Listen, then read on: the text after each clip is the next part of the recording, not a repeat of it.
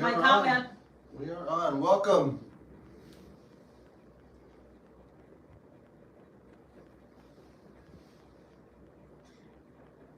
There we are. All right. I bent over my thing. Yes, you are. Yeah, that's going to be delayed, so don't look at that. Just look at the comments, and you got to turn the volume down. Oh, I'll turn the volume off. You're going to get really confused. Okay. There you go. Okay, we're set. Hey, Fire and Ice, how are you? All right, well, since you're here, I guess we could get started. Or let's wait. We're going to wait a couple minutes. Yeah, we're 6:15. Let's get into All right. it. So Andy Baldwin must be a big Snoop Dogg fan because he is dropping documents like they're hot. Welcome to our live that we did not plan, but hey, here we are. So we're going to read some Delphi documents for you, and we figured we'd go live because these things just dropped. So we wanted to be on the up and up about this. Fix this a little bit. Make it look a little bit better. Glad you like that intro, Fire and Ice. There we go. Okay, so today new Delphi documents dropped, and Peter's not in the frame, so I'm going to move over a little. There we go. We got Peter in the frame. Okay. Yeah. And these documents were, well, this document was called Motion to Suppress the Accused's Second Statement. Okay, and then it starts off, and it dropped today, which is April 15th. It was filed by Baldwin. Rosie, I think, filed one so far. It seems Only like Baldwin's one. It the like document dropper. Yeah, so how it begins by saying that Richard Allen wants the court to suppress all statements from his October 26th, 2022 interrogation by Jerry Holman, okay? And then it goes on to detail the first interrogation of Richard Allen, which was held on October 13th of 2022. And Allen went voluntarily, but he went to that interrogation thinking he was helping solve the murders because he had been on the trail that day. Okay, they didn't really tell him why he was going, and they don't do that, so obviously. So Liggett and Mullen interviewed Allen the first time on October 13th. He was read his Miranda rights in that one, but stay tuned because there's another issue with the Miranda rights. Okay, so they said that, Baldwin said that it was apparent for most of the interview that Richard Allen thought he was helping out with the investigation. And that was apparent for about 3/4 of the interview. And at one point in the interview, Allen realized that he might have been the suspect. So he said, I don't want to be somebody's fall guy. We're going to try to make pieces of a puzzle fit somewhere they don't. So that, to me, is a really interesting statement because he had the foresight to know that what was going down. Yeah. So then when the intensity of the interview amped up at that point, Rick said, it's over. I feel like you guys think I've done this. So I'm done. Basically, leave my reputation out of it. I know you got to do what you got to do. And when you find the guy, I'll expect an apology. Within hours of that interrogation, Liggett had drafted the warrant and Diener signed it pretty much right then and there. And Richard Allen is not seeking the suppression of that first interrogation. Okay. So I'm not even sure why they included that in this document. I'm not sure. Only maybe just to show that during that interrogation they did read him his Miranda rights, and that it was documented. He signed the papers. You know, the whole. Because I guess when you're, I guess not only are you read your rights, but you also signed some sort of document acknowledging that you understand the rights. Okay. I think. Also, they may have wanted his statements to go. I think really that. Bother me. Sorry. I think, go ahead. Keep talking. I think the fact that, you know, he said things like you're trying to make this puzzle piece fit and things like that, you know, and he was respectful to them, and he said do what you got to do. Sorry, but I'm that not was the creepy guy. with my head in the camera there. So maybe they wanted that on file too. Maybe. Yeah, I'm not sure why they included that, but maybe just to show that they did it once, but they didn't do it the second time. But then, for the second interrogation, and they sort of give out a timeline of how that went down. So on October 13th of 2022,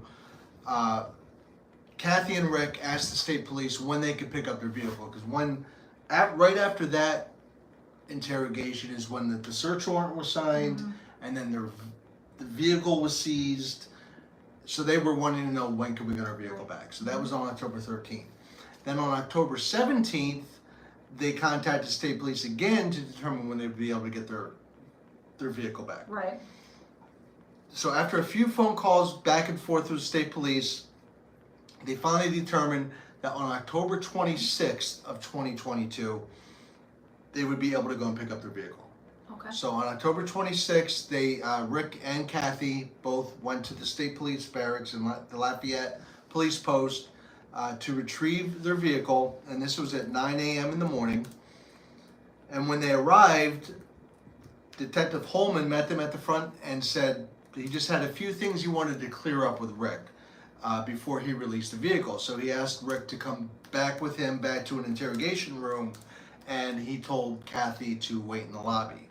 So when they got to the interrogation room, this is where it gets interesting. Now, I'm not going to, there's, what would we say, there's 13 pages of this? About 13, yeah.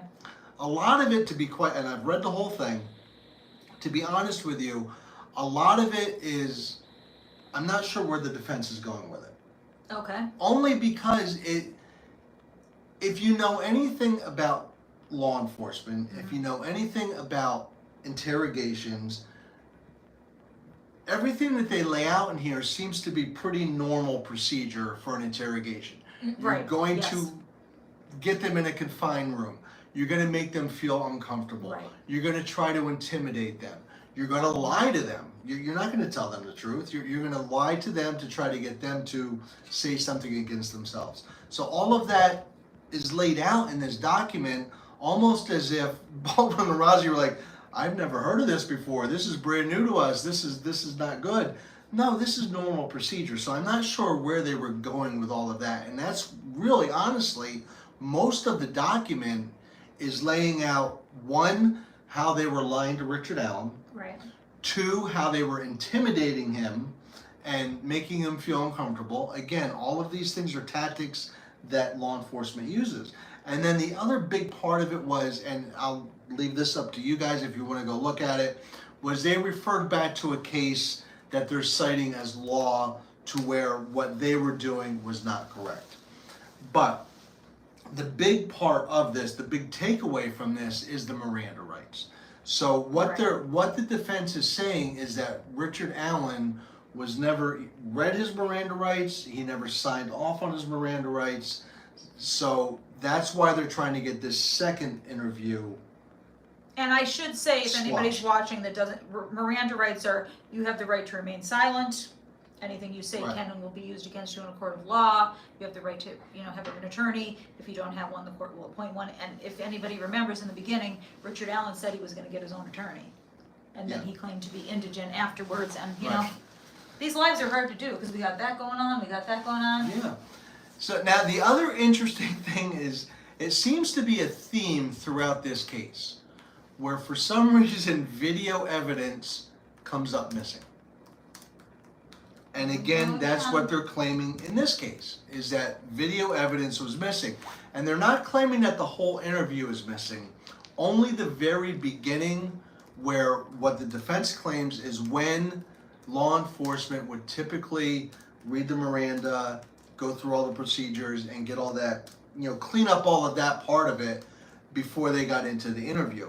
And they're claiming that that never happened, and they're claiming that there's not any video evidence showing that it happened. Okay. That it was either the camera started late, or for some reason that first part of the interview was deleted. And isn't it interesting? He's not read his Miranda rights, and it's not on video, and there's no mention of a transcript. Because I immediately asked about a transcript, right? There's no mention in this document. There's not one single mention of a transcript in this, and I don't understand how that could even possibly be the case. How do you not have a transcript of the interview? Not unless what they're saying is that they actually did not turn that camera on until a couple minutes into the interview, so there was only a transcript from that point on. But they never do mention a transcript. This document always, before you get into it, it almost feels like Baldwin is trying to play dumb. Like, it's like, okay, we're gonna play dumb here. Like, oh, they did all this during the interrogation. Why? Right. You know, like, but they know why they did it. So this was, I'm gonna read this part here.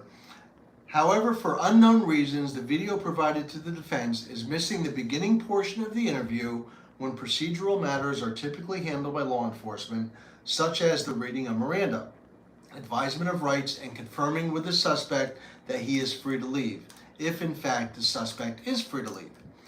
In this case, either A, the camera was only turned on after Holman and Richard Allen were already minutes into the interview, because the video provided to the defense does not show Holman and Rick Allen entering the room, sitting down, and beginning the interrogation. Or B, the camera was recording the entire time, but the interview was later edited out before being turned over to the defense in February of 2024.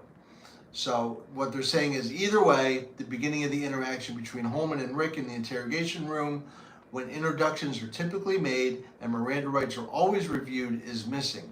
In the 70 plus years of experience between co-counsels, this is highly unusual, especially on a high profile case of this nature. Highly unusual in the Delphi case? No. Nothing is highly unusual. Say it isn't so. Yeah, no.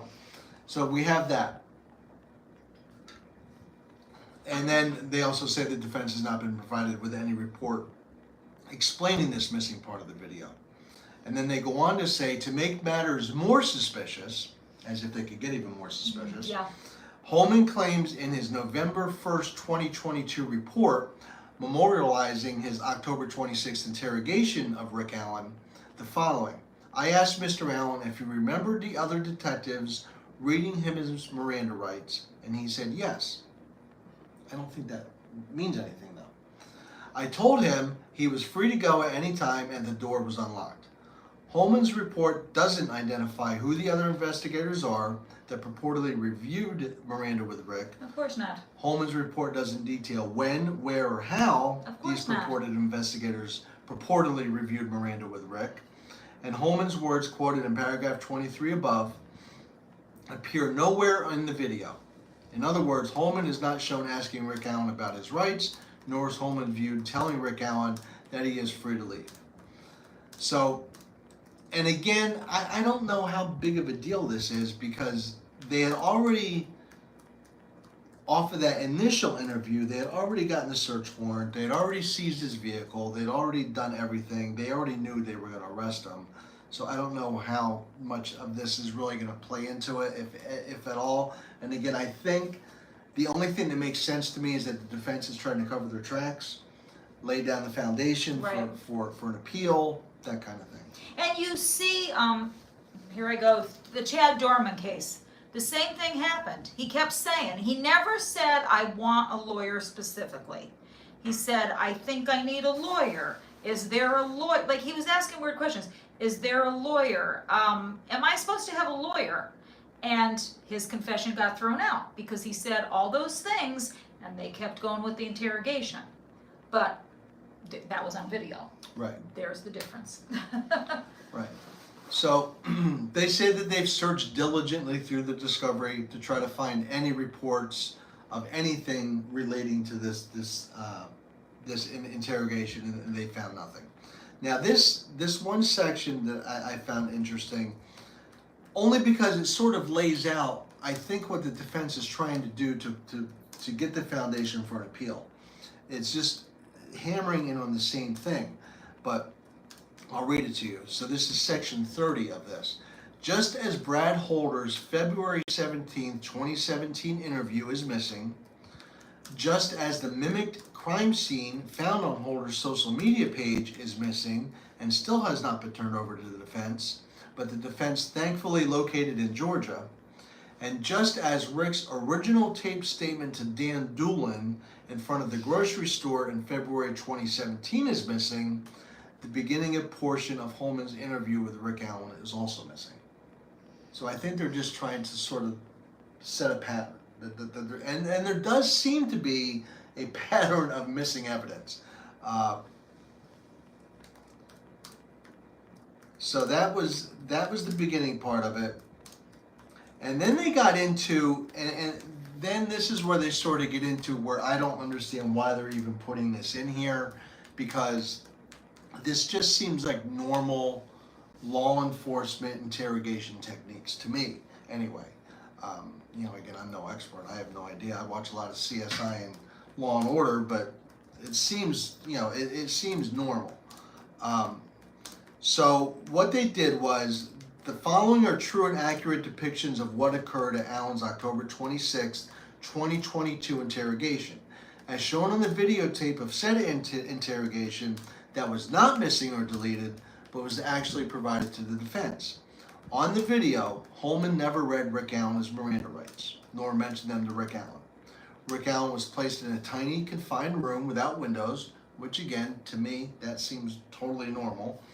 Rick Allen was placed in a tiny, confined room and Holman shut the door. Okay, again, totally normal to me. Rick Allen was placed in a tiny, confined room with Jerry Holman while the door was shut. Okay, I don't get where they're going with this. A considerable size difference existed between Rick Allen and Jerry Holman.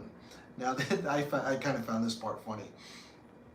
A power differential existed as Holman was a state trooper in his home court, Lafayette Police Post, while Rick Allen was a CVS worker from Delphi, who had only driven to West Lafayette to pick up a vehicle he and his wife needed for transportation. Okay, I have a weird theory. Something just came into my head as you were reading this.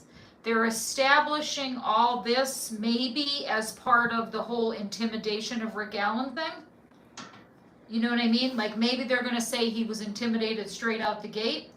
The size difference, because they're trying to prove the whole intimidation is what made him confess, right? I understand that, but this is just normal, typical law enforcement ways of going about it. I think they just want everything in the record for when this is going to an automatic appeal or a mistrial.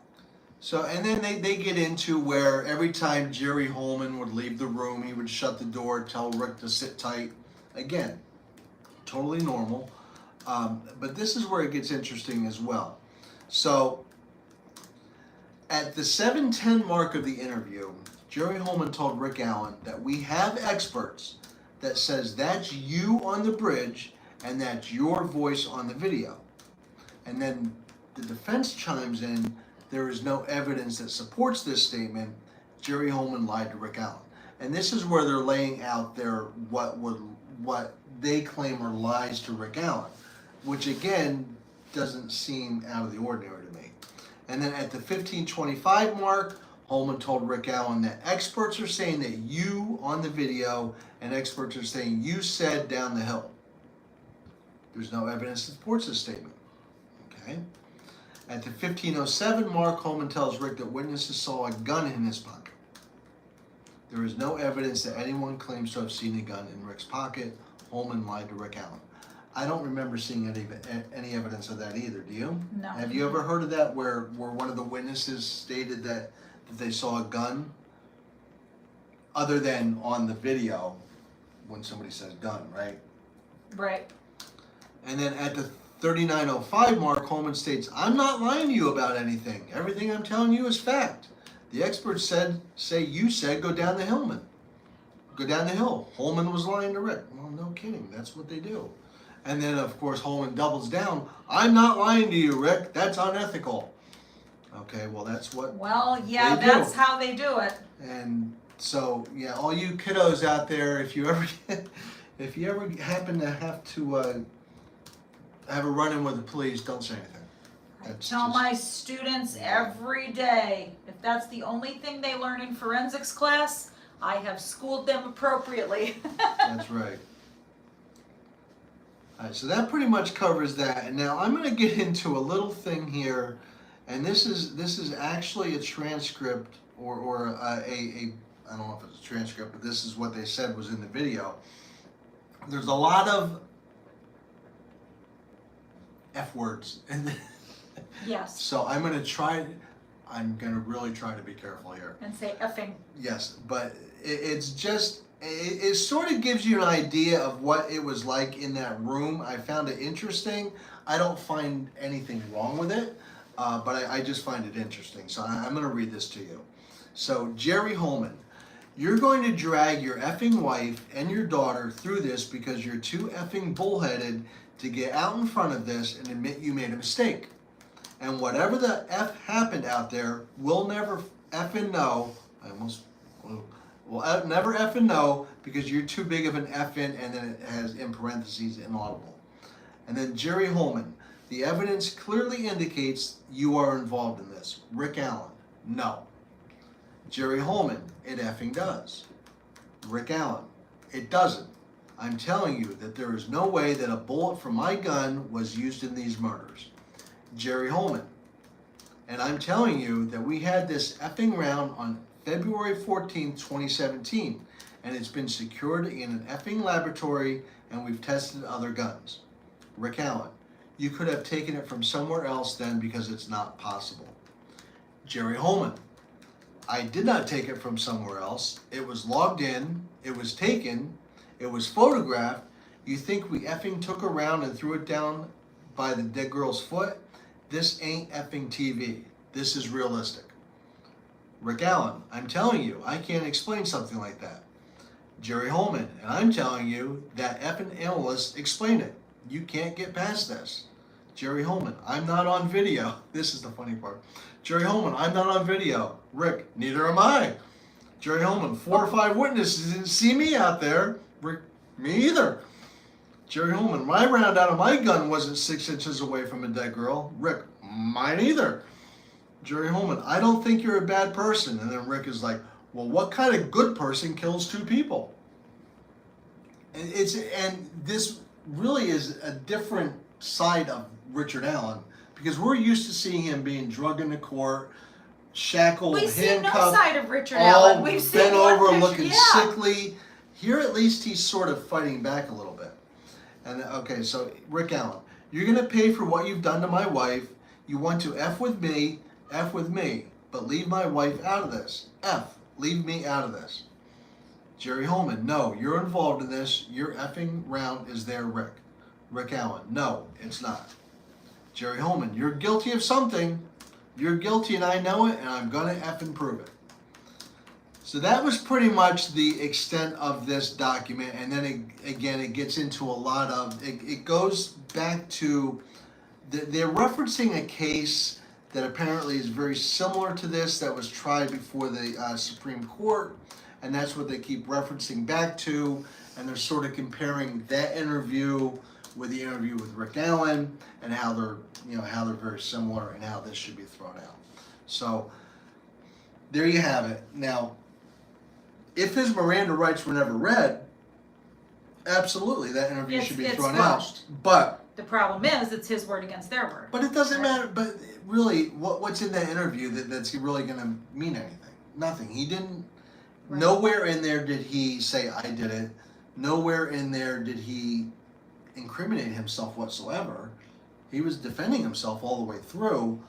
So unless there's some sort of bombshell in there, the only thing I could think of that they're doing is, again, they're just trying to lay that foundation of how the prosecution and law enforcement has not been forthright with all of their evidence. I think it's just more fodder for the I think it's just more fodder for the we have to have all this stuff on the record type of thing. Yeah, I think so too. Because he really didn't say anything to, or maybe they're trying to show the contrast between when he was in a position to defend himself versus now that he's in the prison. You know what I mean? I don't know. Under the conditions he's kept under, you know.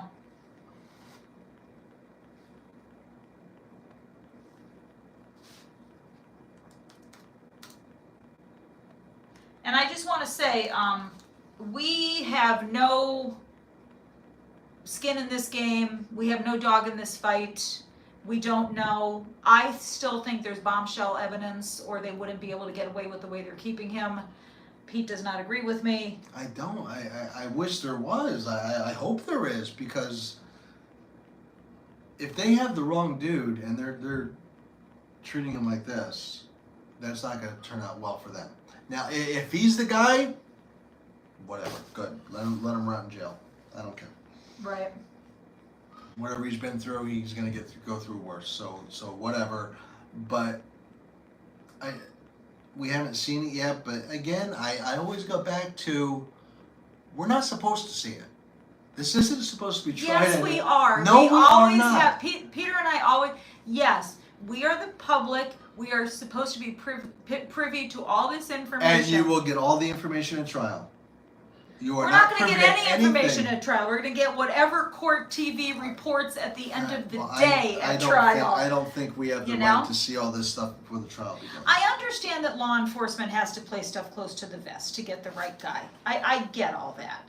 But, I mean, if you look at what they've talked about that has come out in this case versus the other, all right, Kohberger, let's go with Kohberger. They have the touch DNA. Right? To me, that's compelling. I know you don't believe in that. They say, but at least we know what they have. In this case, we've got a bullet that didn't even get fired, didn't even get charged.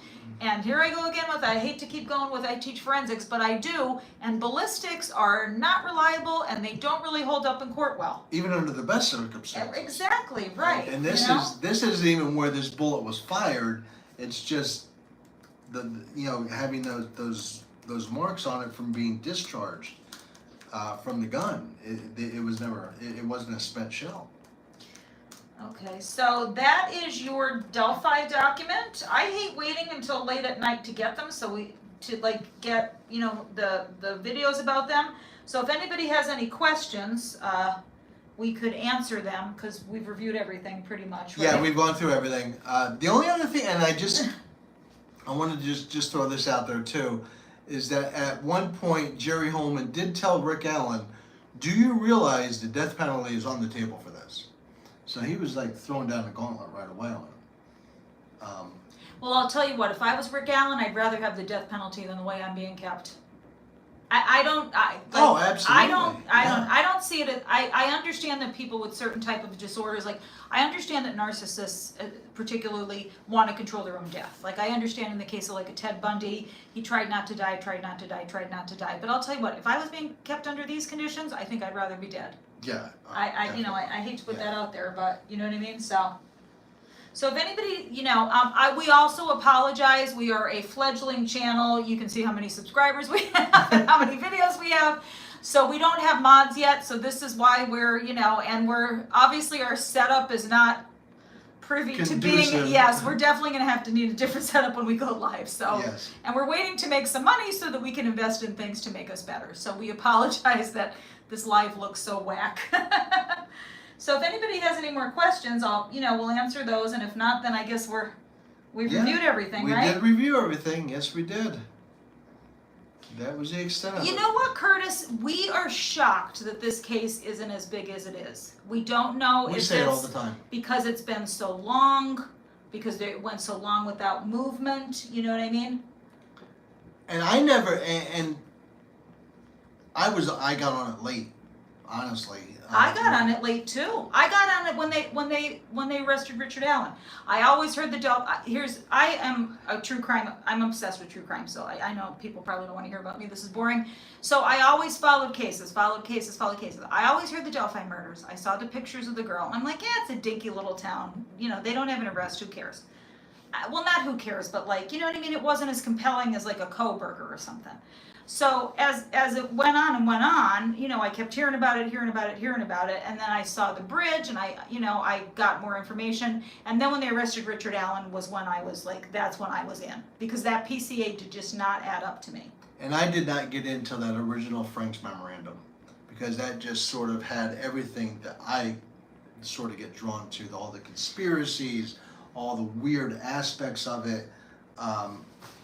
That's sort of what draws me into cases, so that's what drew me in, and honestly, this case just doesn't. And Curtis, I think it's going to be very easy for them to find a jury, because I don't think a lot of people know about this. I absolutely agree with you. Curtis says he spoke with his brother in Indianapolis, and his brother is a lawyer, and he's never heard of the case. Yeah. It's crazy. And we wanted to cover Delphi, and we got no views. None. And then when that show came out, and then it was on Court TV, it picked up, and we have gotten a decent amount of views with it. So. But now it just seems like, and I think we're going to be getting a lot of this all the way up to the trial. This is And I think you're right. I think it's just the defense trying to lay a foundation for an appeal, so they have all of their ducks in a row if it comes to that. I don't know.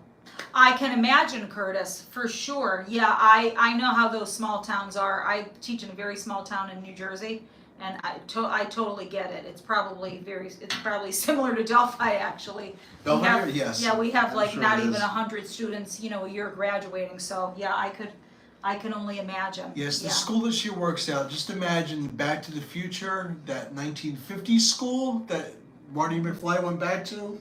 Her school looks exactly like it. My first day, I asked my friend, why was everybody white? I had no idea where I was going to teach, because I came from like the hood, so it's really interesting. And you know what, another thing that I do like about this, we actually get to see a little bit of Richard Allen as a person, because we really hadn't. No, we haven't seen at all. He's just like been you said, we see now he's a dude in a yellow prison scrubs, I really hope he's the guy. I keep thinking that the bombshell evidence was in the fire pit. I don't know why I'm centered on this fire pit. I hope they have something. All right, so if anybody doesn't have any other further comments, thank you all. We appreciate each and every one of you. Like I said, sorry it looked a little whack. We're doing our best. We really are. We're really trying. So if you have any feedback, and we always ask for feedback, and we get a lot of, it's either people like, oh, you guys are great, or it's you suck. Yeah. So if you have anything constructive for us, we'd really appreciate it. If we suck, let us know how we suck, so we can not suck anymore. Yeah, we don't want to waste our time sucking. We would prefer to get a little bit better, you know what I mean? Well, I'm glad you think we're all good, fire and ice. I wish we had like 1,000 of you out there. Absolutely. Yeah, it was great, and we really appreciate you, Curtis. Thank you so much. Thank you, Fire and Ice. Thank you. We had somebody new in the chat, Rebecca Ann. Thank you. Oh, great. How are you? And I think that was everybody who made comments, including me, who probably made more than anybody. How sad am I? And since this was a, oh my God, we got to get on right now. Mary's like, we're going on, and I was just out in the backyard doing yard work. I'm like, oh, I need to take a shower. So this was normal. It was a whiskey night. We're very boring normal. My students think I'm crazy, but I think everybody else thinks we're pretty boring and normal, right? Yeah, we are. We try to be, yeah. So. I don't know how boring we are, but we're pretty normal. Well, we love hanging out with you. Yes. Thank you guys so much. I love going live. This was what I wanted to do when I started YouTube. Like, this is kind of like my dream. It's pretty sad, but we just need to get the whole thing better, but we're working on it. We're working on it. So thanks for coming to it. Thank you for coming to our live talk.